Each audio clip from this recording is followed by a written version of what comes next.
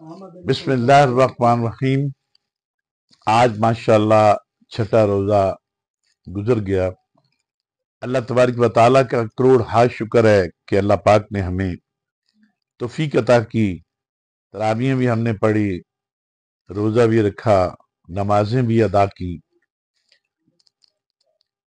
तो पीर भाइयों, आज एक बड़ा खूबसूरत वाकया मुझे याद आ गया। इमाम हम्बल सरकार फरमाते हैं, एक दफा मुझे इराक किसी गांव में आ गई, यानी मैं एक दफा सफर में था, तो मुझे इराक के किसी गांव में रात हो गई। मैं एक मस्जिद में चला गया। अब मैं मस्जिद में जाके सोने की तैयारी कर रहा हूं, तो चौकीदार आया। चौकीदार ने मुझे वहां से निकाल दिया। मैं मस्जिद के बाहर सेन में चला गया, वहां पे जाके सो गया। जब मैं वहां पे जाके सोया तो चौकीदार ने मुझे पांव से घसीटा, पकड़कर और घसीट कर मस्जिद के बाहर फेंक दिया। एक शख्स खुदा तरस आया, उसने मुझे कहा कि तुम आओ मेरे साथ चलो। मैं आपको बताना ये चाह रहा हूं कि खुदा का जब हम जिक्र करते हैं ना, तो अल्लाह हमारे जिक्र को कबूल करता है और जो हम चाहते हैं वो अल्लाह अता कर देता है। तो एक शख्स आया और मुझे साथ ले गया। अब वो शख्स जब मेरे साथ चलना शुरू हुआ तो हाथ में तस्बीह थी और जिक्र कर रहा था इस्तगफार का।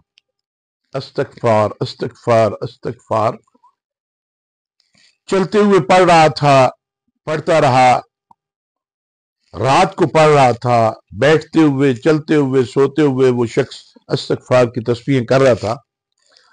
सुबह हुई। जब सुबह हुई तो मैंने उस शख्स से पूछा कि आप इतनी ज्यादा इस्तगफार करते हो, उसकी तस्बीहें पढ़ते हो इस्तगफार की, तो क्या आपको इस्तगफार पढ़ने का कोई फायदा हुआ? तो उस शख्स ने जवाब दिया कि हां, मेरी हर दुआ कबूल होती है। मेरी हर दुआ अल्लाह तबारक व तआला कबूल फरमाते हैं, और मैं जो भी अल्लाह की बारगाह में दुआ करता हूं, मेरी वो दुआ कबूल हो जाती है। और बस एक दुआ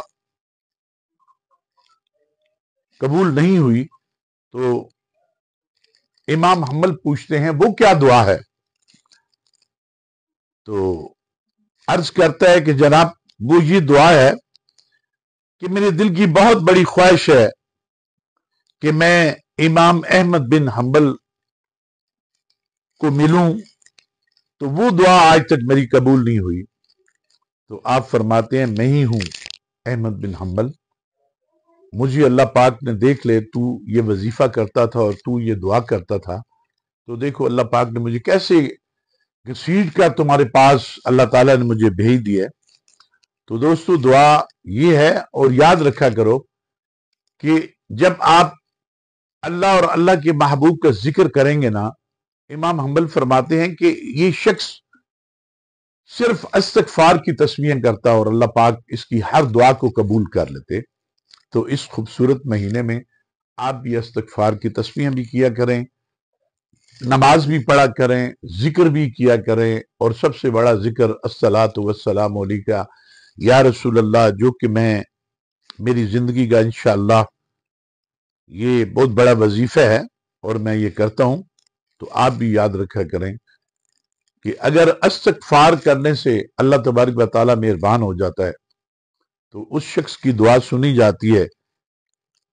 तो इंशाअल्लाह हम भी अगर इस्तगफार की तस्बीहें भी करें और अस्सलातु वस्सलामु अलैका या रसूल अल्लाह भी पढ़े, जिक्र फिक्र में मसरूफ हो जाएं, 5 वक्त की नमाज पढ़ें, और इस रमजान शरीफ में अपने अल्लाह से डरें, अपने दिल में खौफ खुदा रखें, اور اللہ پاک راضی ہو جاتے ہیں، اس میں کوئی شک نہیں۔